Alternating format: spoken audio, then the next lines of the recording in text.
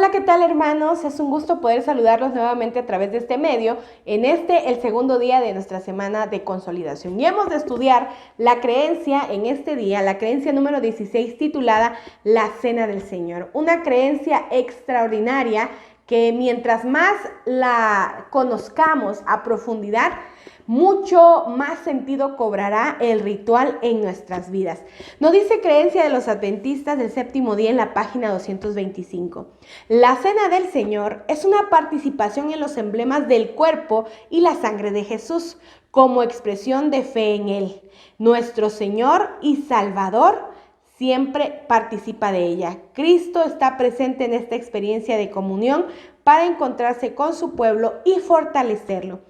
Al participar de la cena, proclamamos gozosamente la muerte del Señor hasta que venga. El servicio de comunión está abierto a todos los creyentes cristianos. Y esto es algo muy bonito, porque no podemos desligar de este ritual la esperanza maravillosa de que el Señor ha de regresar por segunda vez.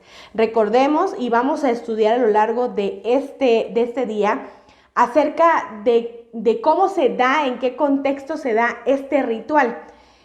Estamos previos, o la Cena del Señor se da previo a la muerte de Jesús. Y en ella, el Señor dijo varias cosas maravillosas, como que Él se abstendría hasta que regresara por nosotros.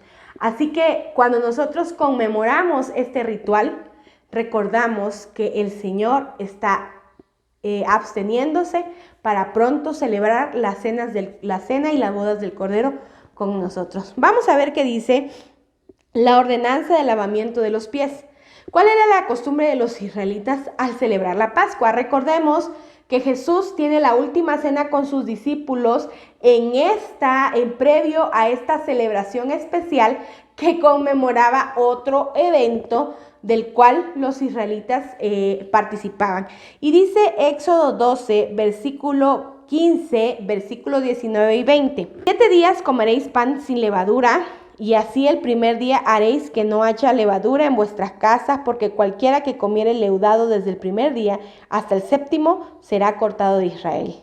Y dice el 19, por 7 días no hallará levadura en vuestra casa, porque cualquiera que comiere leudado, así extranjero como natural del país, será cortado de la congregación de Israel. Y el 20, ninguna cosa leudada comeréis, en todas vuestras habitaciones comeréis panes sin levadura. Este pasaje nos recuerda que la cena del Señor se da en el contexto, o la última cena de Jesús con sus discípulos, en el contexto de la Pascua. La Pascua era esta celebración, este recordatorio de cómo el Señor había liberado al pueblo de Israel de la esclavitud en Egipto. Y vamos a ver qué nos dice Juan 13:17 respecto al lavamiento de los pies. Si sabéis estas cosas, bienaventurados seréis si las hiciereis, dice Juan 13:17.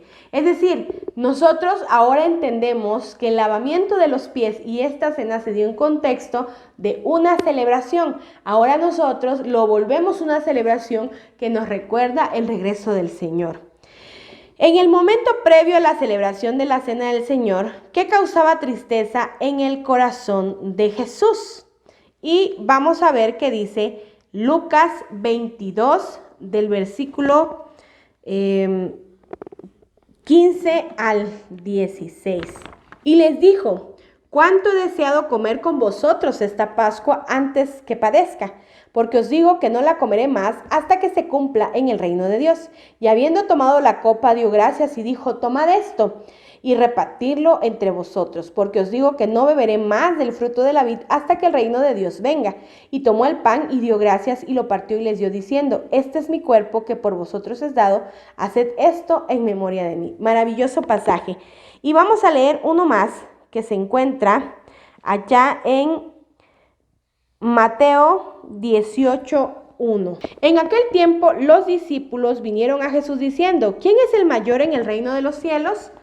Y sabes que estos dos pasajes se unen de la siguiente manera. Jesús está queriendo instruir a sus discípulos en el hecho de que está previo a la muerte, a su sacrificio, y que después de su sacrificio ascendería por la gracia del Señor al vencer a la muerte y al enemigo al cielo. Y entonces Él les está abriendo unas verdades maravillosas. ¿Y qué están haciendo los discípulos? Los discípulos están peleando por quién es mayor en el reino. ¿Cuál va a estar a la derecha? ¿Cuál va a estar a la izquierda? ¿Quién va a tener la mejor posición? Y sin duda alguna esto entristecía el corazón de Jesús porque los discípulos no entendían lo que Jesús les decía, y esto ha de haber sido tan frustrante. ¿Alguna vez has hablado con alguna persona y le estás explicando algo y esa persona como que no capta la idea? Y tú se la repites y se la repites y resulta que por alguna cuestión no se da el entendimiento. Sin duda alguna tiende a ser desesperante, ¿verdad? Angustiante, sobre todo si el mensaje que le estás dando es un mensaje urgente, como el que Jesús le estaba dando a sus discípulos. Así que Jesús estaba triste porque sus discípulos estaban perdiendo el tiempo, ese precioso tiempo terrenal de estar con Él, en dilataciones o en dilaciones absurdas. Vamos a la siguiente. ¿Cuál fue el ejemplo más grande que Jesús dio a sus discípulos? Y vamos a regresar a Juan 13, Juan 13, versículos 14 y 17. Pues si yo, el Señor y el Maestro, he lavado vuestros pies, vosotros también debéis lavar los pies los unos a los otros. Porque ejemplo os he dado para que como yo os he hecho, vosotros también hagáis. De cierto os digo, el siervo no es mayor que su Señor, ni el enviado es mayor que el que le envió. Si sabéis esas cosas, bienaventurados seréis si las hacéis. Saben, hermanos, que Jesús en este punto había llegado al aposento alto, y en aquel tiempo los caminos eran sumamente polvosos y la gente no tenía carros, así que caminaba. Y pues normalmente la gente usaba sandalias, entonces al caminar los pies se volvían polvosos y siempre había alguien en las entradas de las casas, un siervo que lavaba los pies. Pero en esta ocasión nadie había sido contratado, y Jesús, al ver que ninguno de sus discípulos, porque recordemos que ellos estaban peleando la supremacía en el cielo, en el reino de Dios, se levantaba a hacer este trabajo humilde. Jesús se levanta, se ciñe la toalla y Él comienza a lavarle los pies a sus discípulos. ¡Wow! ¡Qué ejemplo tremendo de humildad! Si hay algo que nos debe recordar este ritual de la Cena del Señor, es ese ejemplo que el Señor nos dio de humildad. Todo aquel que quiera ser seguidor de Cristo debe humillarse como Cristo se humilló. Y sabes que la humillación de Cristo no es denigración. Su humillación proviene de un corazón tan lleno de amor y de deseo de servir, que enaltece la obra por mínima que ésta sea o que parezca. Y eso fue lo que sucedió en aquella noche. La ordenanza del lavamiento de los pies y de la cena del Señor constituyen el servicio de la comunión. Así Cristo instituyó ambas ordenanzas con el fin de ayudarnos a entrar en comunión con Él. Creencia de los Adventistas, página 226. Es decir, al instituir esta actitud y nosotros imitarla al practicar el rito de humildad y Santa Cena, estamos encontrando en comunión estrecha con la naturaleza del Señor y con su espíritu. ¿Qué implica el lavamiento de los pies y qué nos recuerda? Según Filipenses 2:7 nos dice que es un recuerdo de la condescendencia de Cristo, porque dice Filipenses que Él no se aferró a ser Dios, sino que se hizo siervo, humilde hasta la muerte.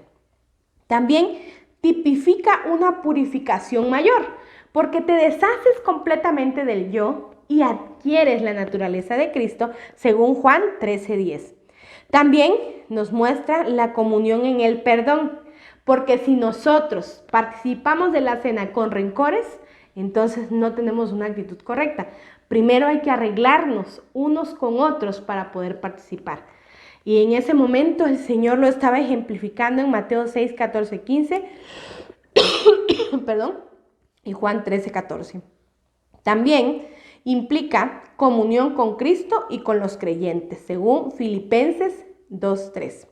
La celebración de la Cena del Señor, porque este rito tiene dos procesos, el lavamiento de pies y entonces la Cena del Señor. ¿Cuáles son los nombres que se le dan a la Cena del Señor? Y vamos a ver qué dice Primera de Corintios 11, 20, 21. Cuando pues os reunís vosotros, esto no es el comer cena del Señor, porque al comer cada uno se adelanta a tomar su propia cena y uno tiene hambre y otro se embriaga. Es decir, a pesar de que se le llama la cena del Señor, no es una cena de comida, no es una cena de alimento literal, sino es una cena de alimento espiritual y eso nos debe quedar muy claro. También, Hechos 27, el primer día de la semana, reunidos los discípulos para partir pan, Pablo les enseñaba, habiendo de salir al día siguiente y alargó un discurso hasta la medianoche.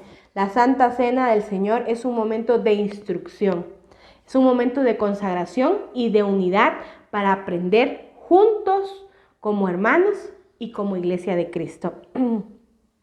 ¿Cuál es el significado de la Cena del Señor?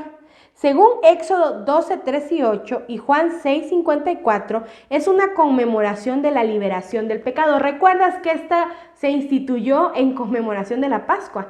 Que allí se liberó al pueblo de Israel de Egipto. Bueno, pues ahora nosotros lo celebramos como parte de esa celebración de que Cristo venció en la cruz a ese enemigo llamado pecado, que muchas veces cobra facturas caras en nuestra vida, pero a través de este ritual recordamos que Cristo ha vencido.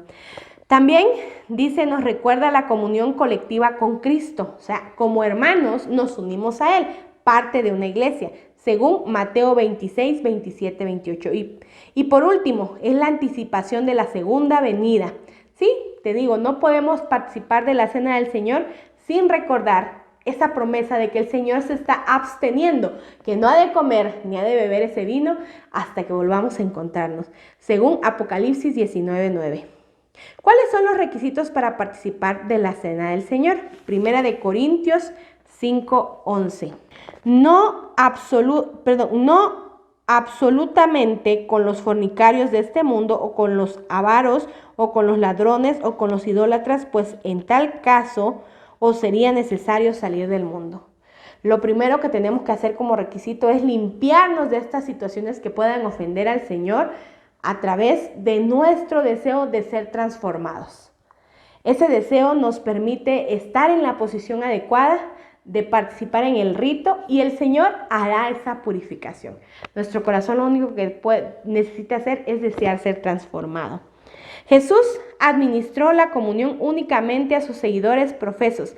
El servicio de comunión, por lo tanto, es para los cristianos creyentes, según Creencia de los Adventistas del Séptimo Día, página 234. El único requisito para participar de la Cena del Señor es tener este conocimiento de querer ser transformados. No importa si eres bautizado o no eres bautizado, porque no hay en ninguna parte algún obstáculo para que tú puedas ser partícipe de este ritual. Para meditar y aplicar, ¿qué significado tiene para ti la Cena del Señor ahora? Puede ser que has cambiado tu visión de ella o es que ya sabías. Comparte con otros este maravilloso conocimiento. ¿Es necesario el lavamiento de los pies? Sí. ¿Por qué? Porque este nos prepara para el proceso de purificación espiritual que necesitamos. El simbolismo de lavar nuestros pies es como si laváramos nuestro corazón creyendo que Cristo perdona nuestros pecados. ¿Qué significa tomar la Cena del Señor indignamente? Ya lo vimos, con un espíritu contrario. Si no hemos perdonado, si no entendemos correctamente, si lo vemos como, ay, vamos a probar el jugo de uva y el pan, esos son motivos incorrectos. El motivo acertado es, quiero participar del sacrificio de Cristo, creyendo que este ritual lo conmemora y me prepara para la segunda venida. ¿Puede un adulto no bautizado tomar la Cena del Señor? Sí, ya te lo dije hace un momento. No hay ningún pasaje en la Biblia ni en ningún otro lado que se diga que ellos no pueden participar, porque esto es abierto a todos. Y por último, ¿qué bendiciones trae a tu vida el participar de la Cena del Señor? Sin duda alguna, cada vez que participamos de este ritual, la bendición más grande es que renueva nuestra esperanza en la segunda venida del Señor Jesucristo. Hermanos, gocémonos en este día especial, recordando a cada momento este maravilloso sacrificio y este momento especial de la vida de Jesús, y que Él realmente nos llene de fortaleza y de esperanzas. Que el Señor les bendiga.